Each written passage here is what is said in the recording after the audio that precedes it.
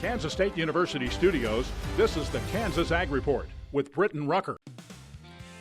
Could the USDA crop reports producers rely on be headed for a major overhaul? Satellites, artificial intelligence, even data straight from farm equipment could play a bigger role in estimating the nation's crops. What USDA is considering coming up. And plus, he served Kansas agriculture from the Extension Office and now from his own farm at Glen Brunkow, bringing those experiences to the top of Kansas Farm Bureau. We'll talk about the road that got him there and the challenges he sees facing producers today.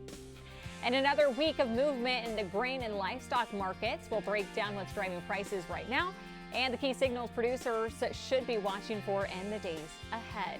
And finally, if drought or lack of grass forces you to sell more cattle than normal, that sale could come with a big tax bill. But producers may have some options. Roger McOwen and Paul Neefer explain when livestock income may be deferred and what you need to know before year end. The Kansas Ag Report is proudly brought to you by the Kansas Soybean Commission, Kansas Farm Bureau, and the Kansas Wheat Commission. Welcome into the Kansas Ag Report. I'm Britton Rucker. Kansas corn growers may want to add another item to their scouting checklist. Southern rust is now showing up in our state. The disease has been confirmed at trace levels in Stafford, Bourbon, and Crawford counties. First detections in Kansas this year. Southern rust moves north on wind currents and can spread quickly when conditions turn warm and humid. K-State specialists say later planted corn in central and western Kansas could be especially vulnerable as the disease moves across the state. Growers are being urged to scout fields and report possible cases. K-State and the Kansas Corn Commission are also tracking detections online to help producers follow the spread. And it's not just cornfields Kansans need to be watching. Another pest already showing up across the state. K-State warning that fall armyworm moths are being reported in Kansas, with activity especially noticeable in south central parts of the state. The pest can move quickly through lawns and other grassy areas, leaving behind brown or dried out patches that can easily be mistaken for heat stress. Experts say catching an infestation early is key because armyworms can cause significant damage in a short amount of time. Kansans noticing unusual brown patches are encouraged to take a closer look rather than assuming the summer heat is to blame. The USDA reports that can move grain markets in a matter of seconds could soon get a major technology upgrade. USDA exploring a modernization of its crop estimating system, starting with corn and soybeans. The efforts could put more satellite imagery and artificial intelligence and even data from farm equipment into that process, alongside traditional surveys and field measurements. One possibility could eventually mean crop information updated every 2 weeks instead of monthly, but that change won't happen overnight. The immediate goal is to begin testing the new technology alongside the existing NASS system. For Kansas producers, the big question will be whether better technology can deliver faster, more accurate crop estimates without sacrificing trust in the numbers that move markets. A fight over less than 1 acre of farmland could have implications for producers far beyond South Dakota. USDA is offering to settle a nearly 15-year battle with farmer Arlen Foster over a wet area on his property. The proposal would throw out a 2011 NRCS wetland determination and require the agency to take another look. The case went all the way to the U.S. Supreme Court before being sent back to a federal district court. For Kansas producers, the case is one to watch. USDA wetland determinations can impact how farmers manage ground while remaining eligible for certain federal farm program benefits. If the settlement is accepted, Foster would finally get a new determination. A placed generation of Kansas 4-H families well know could soon see a major change. The Kansas 4-H Foundation says it's actively exploring new ownership or alternative ownership models for Rock Springs Ranch. The Camp and Conference Center has served Kansas 4-H since 1946. The foundation says no final decision has been made, but it is not accepting reservations for 2027 while the review continues. The foundation owns a ranch and is responsible for the decisions about its future. Leaders say the goal is to find a path that preserves access to Rock Springs while allowing the foundation to strengthen its investment in Kansas youth statewide. Kansas growers looking to diversify their operation can get a firsthand look at what's working on farms across the state. A farm tour series is giving producers a closer look at everything from agritourism and specialty crops to local and food marketing and community-supported agriculture. The next stop is Tech Farms on Saturday, August 29th. From 2 to 4 o'clock. The series wraps up September 9th at the John C. Pear Horticultural Center. Organizers say the tours are designed to connect growers with other producers and offer practical ideas they can take back to their own operations, especially those looking for new ways to diversify and reach local customers. Coming up on the Kansas Ag Report, from County Extension to the president of the Kansas Farm Bureau, Glenn Brunkow joins us to talk about how those experiences shaped his new leadership role and what he believes Kansas farmers and ranchers need most right now. And coming up in the markets, from grain prices to cattle, there's plenty for producers to keep an eye on. We'll take a closer look at the latest market moves and what they could mean for Kansas farmers and ranchers. And later, forced to sell cattle because of the drought? Don't assume all that income has to hit your taxes at once. Roger McGowan and Paul Neefer break down the rules that could help producers defer income, why breeding cattle may be treated differently, and the planning mistakes to avoid. Stay with us on the Kansas Ag Report.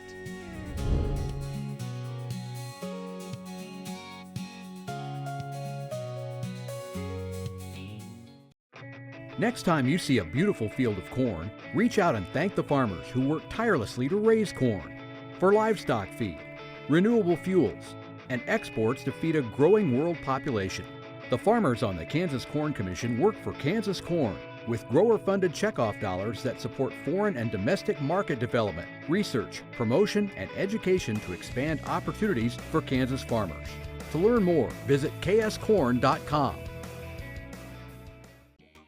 The Kansas Wheat Innovation Center in Manhattan is rediscovering ways to get improved varieties and new genetics in the hands of farmers faster. Grower-led and checkoff-funded research initiatives are bringing about positive change. This grassroots leadership provides a strong voice in Topeka and Washington, D.C. Now is the time to partner with Kansas Wheat in moving wheat forward. Kansas Wheat Commission and Kansas Association of Wheat Growers. Farmers investing in their future and yours. Log on to rediscoverwheat.org.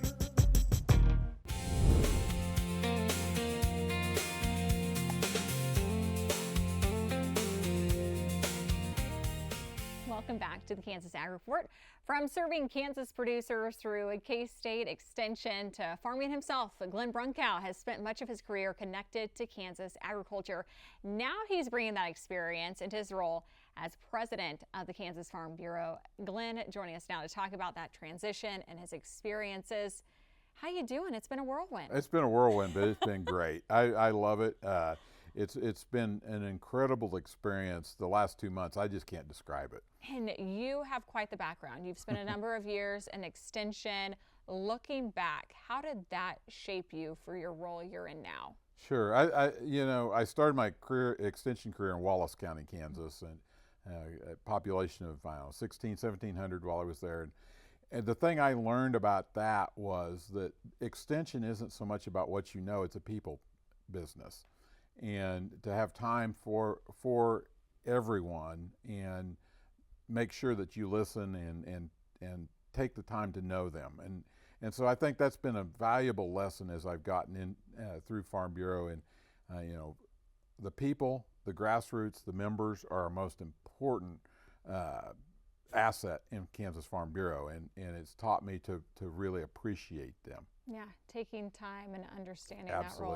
Absolutely. And time, probably something you're short on nowadays. You continue to farm your own operation. How important is it to bring that firsthand producer perspective into the conversations you're having now as the president of Farm Bureau? Absolutely. You have to know, you have to have skin in the game. You have to understand how policy affects the farm, how it affects your everyday life. it's very important that as a board member, as a president, that I have a farming operation, and that's my other full-time job. So yeah, 2 full-time jobs, but yes, very important. Making it all work, Yeah. right? As you kind of settle into this new leadership role, what are some of the biggest priorities and the challenges that you see Kansas farmers and ranchers face? Sure. Well, I mean, profitability is our number one. It's been rough. It's been hard. Yeah. Between the markets being what they are, drought, we're hurting. And it's important that we do what we can to take care of our members, to make sure that we sustain and we survive until through the next year. So, being a advocate, being a voice for them is very important. Yeah, and you're a great person to be in that role. Thank you. Glenn Brunkow with the Kansas Farm Bureau. Thanks so much for joining us. Coming up next, we're turning out to the markets and taking a closer look at what producers need to be watching right now.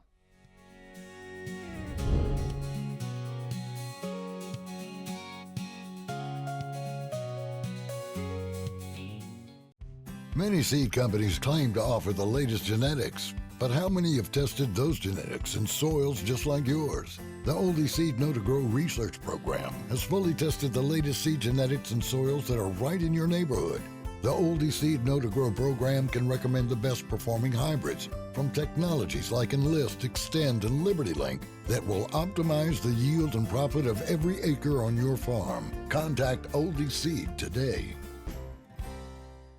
Grain sorghum is one of the most important cereal crops worldwide, and Kansas leads the nation in its production. Over the years, sorghum has been either exported, used in animal feed domestically, or for other industrial uses. Recently, its use in the ethanol market has seen tremendous growth, with 30% of domestic sorghum typically going to ethanol production. Kansas Grain Sorghum is committed to sorghum research, market development, and education. Learn more at ksgrainsorghum.org.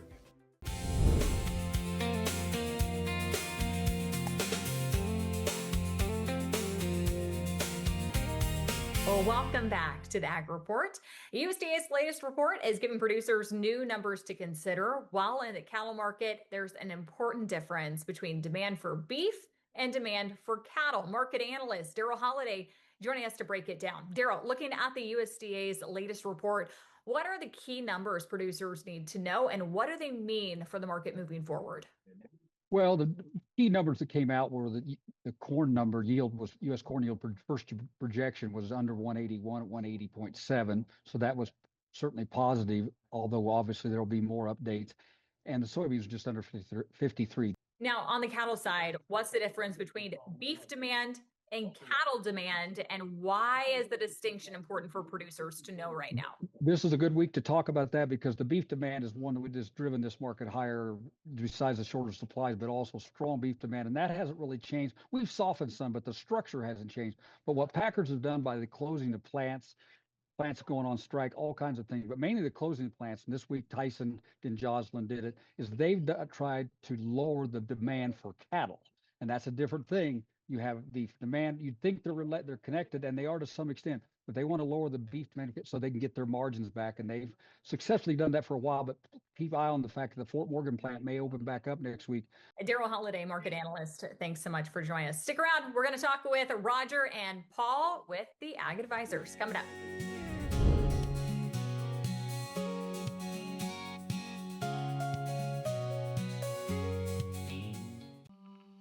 What if U.S. soybean meal were more than a commodity? If seed companies and the soybean checkoff built a better variety? That future is here. The time is now. To meet end-user demands, the soybean checkoff is investing in the compositional quality of soybeans, including meal. A message from the Kansas Soybean Commission, the Soybean Checkoff. Progress powered by Kansas farmers. Premier Farm & Home has what you need to make your lawn the best in the neighborhood. Hi, I'm Ken. We choose Premier Farm & Home for the professional look that we do ourselves. feel free to stop in. You can also visit our website at heycow.com. Kansas Farm Bureau, the voice of agriculture, represents grassroots agriculture. The state's largest and most powerful farm organization stands up for its members through leadership development, agriculture education, legal defense, environmental advocacy, farm safety, and risk management. Members also enjoy money-saving benefits. To join our organization today or to learn more, go to www.kfb.org or find us on Facebook and Twitter.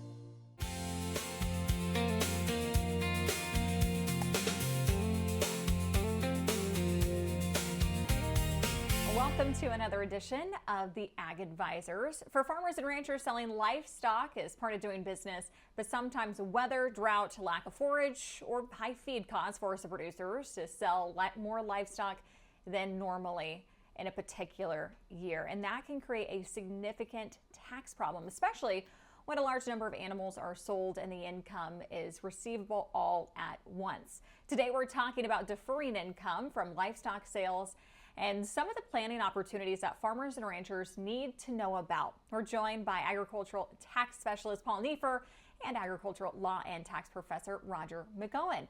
Paul, let's start with the basic question here. If I sell a lot of livestock this year, can I simply choose to report that income next year?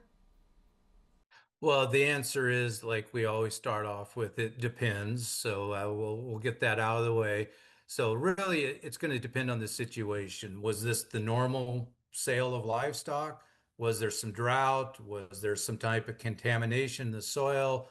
Was there various types of weather events? So that's the key question as to whether we can actually defer livestock or not. So Roger, let's say I'm a Kansas cattle producer. I normally sell 100 head a year, but because of drought and lack of grass, I sell 150. What happens then?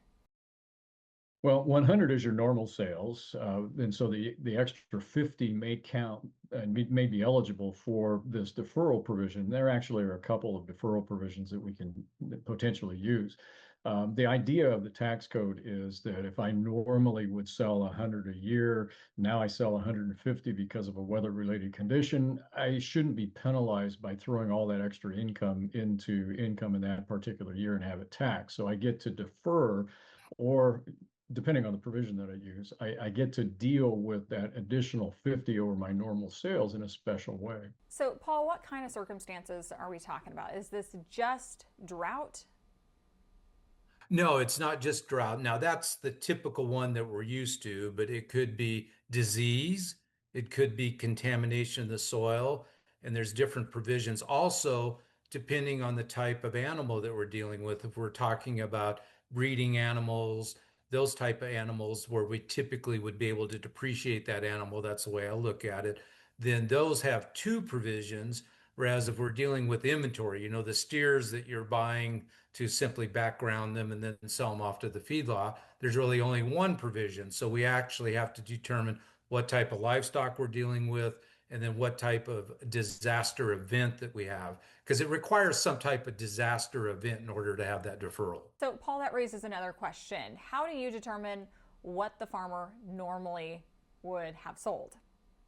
So the IRS regulations have a very simple way of calculating it. That's sort of the default.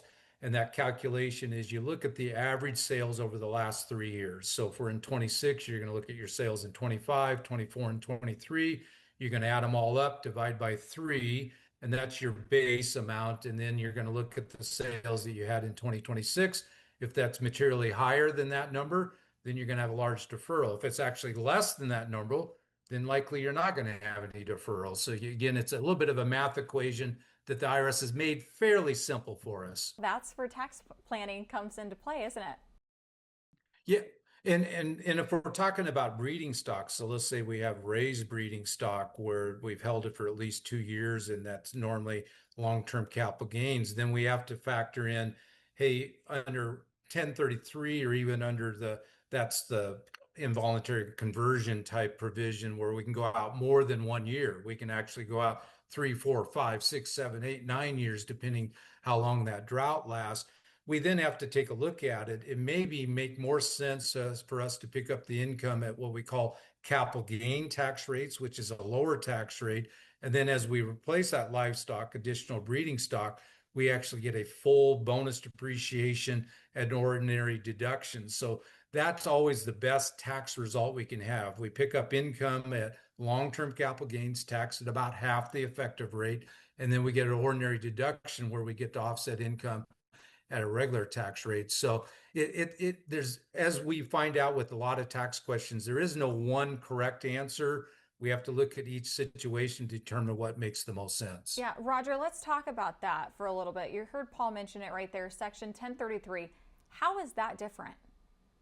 Well, it is different. It's an involuntary conversion rule. So, for example, let's say I held breeding livestock could be dairy, could be draft purposes that I'm holding them for, and I sell them because of drought, flood, or other qualifying weather-related condition. They can potentially be treated as an involuntary conversion. So, if the farmer replaces those livestock that have been involuntarily converted with qualifying replacement livestock, generally of the same kind, then the farmer may be able to postpone the recognition of gain. And again, this is not a one-year deferral. This is a postponement under the involuntary conversion rules. So you get a longer term planning opportunity than just simply deferring for 1 year. And that's a very real thing right now. So if I sell my breeding cows because of drought, that's potentially a different analysis from just selling my calves. Yeah, that's an important distinction, and I think we need to drive that point home. If I have breeding livestock, if I've got dairy cattle, if I've got draft livestock, that can potentially fall under the involuntary conversion rule, because the rules are different in terms of the type of livestock that will qualify for each provision. If I have livestock that are held for sale, such as calves or cattle being raised for slaughter, they can be subject to the separate livestock deferral rule. So this is one thing where your tax advisor can really help you sort through the differences between the 1-year deferral rule and the involuntary conversion rule. And you need to be able, from the farmer standpoint, you need to be able to identify for your tax advisor what particular animals were actually sold so that they can categorize them properly and then advise you correctly as to what the proper technique might be in your situation. Paul, if I'm dealing with breeding cattle and I use Section 1033 rules, do I have to buy replacement cattle? No, this is actually, as I sort of mentioned, if you decide not to buy replacement cattle, yes, you're going to be taxed on that breeding stock, but again, that might be at capital gain rates versus the ordinary deduction. Also, if the drought is continuing for a prolonged period, there is a provision that allows farmers to then reinvest that into farm equipment, because they just don't have enough pasture. They can't get enough replacement breeding stock. They can then reinvest that into farm equipment. And then if it's actually related to some type of contamination of the ranch land itself, there's another provision that allows that farmer then to roll that over into actually other range land, other farmland.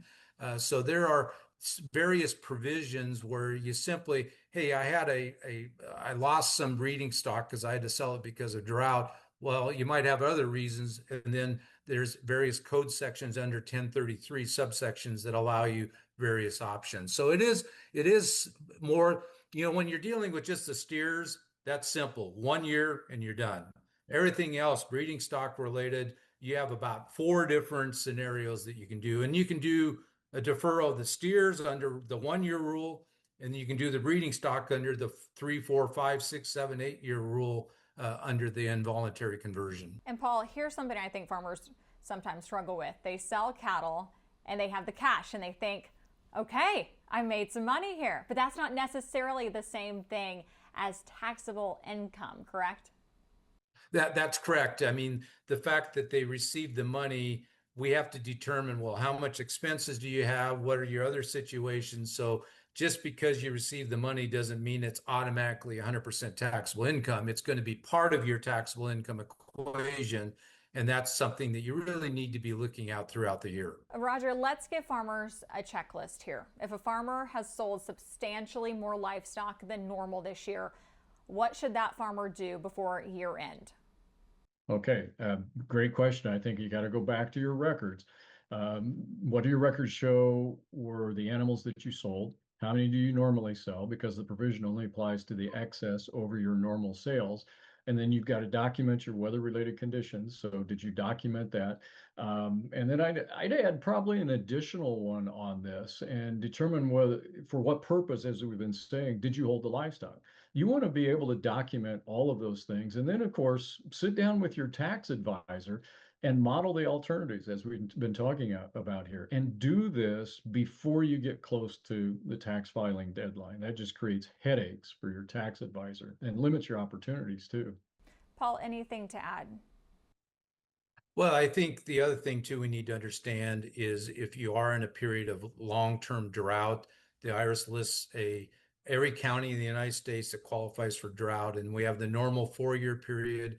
But if your county is still in drought or any contiguous county, that can prolong it 5, 6, 7, 8 years. So that is something you need to understand. And if you end up not reinvesting that livestock, you actually have to go back to the year of the original sale and pick up tax and interest then. So this is something where you really got to do your work with your tax advisor. Roger, what's the biggest mistake you see farmers making with these livestock sale rules? Oh, yeah, I come back to waiting too long, getting too close to that tax deadline. And so the tax return is where the election is reported. But your facts have to be gathered a lot earlier than that. So if drought is forcing you to sell additional cattle, then document that. Document your weather condition or whatever condition required you to sell those additional cattle. Keep the sale records, keep your inventory records, document the reason for those additional sales, document your drought conditions, and then talk with your tax advisor. So you can do a lot of the work here before you get to your tax advisor, and that's going to be very, very helpful to them. Paul, what is your big takeaway from this discussion? Well, my big takeaway is this deferral of livestock sales can be very complicated. This is something you really need to spend your homework or your time on homework to figure out what applies to my situation. And Roger? I'd say don't let drought force you into a tax position. Have a plan in place in advance. Understand what the rules are, what your opportunities are, but don't let something you can't control get you into a bad tax position. Try to plan. You always want to plan for these contingencies to the greatest extent you can. I wish every farmer would do that. Maybe if we get at least one more because of this broadcast today to do that, then we've been successful. That's the goal, right? So if you've had to sell more livestock than normal because of drought or other weather-related concerns, don't assume the tax bill is simply unavoidable in the year of sale. There may be other opportunities to defer income or postpone gain depending upon the circumstances. But documentation and planning are critical. Paul Neiffer and Roger McCohen, thank you so much for joining us on the Ag Advisors. I'm Britton Rucker, and this is the Kansas Ag Report.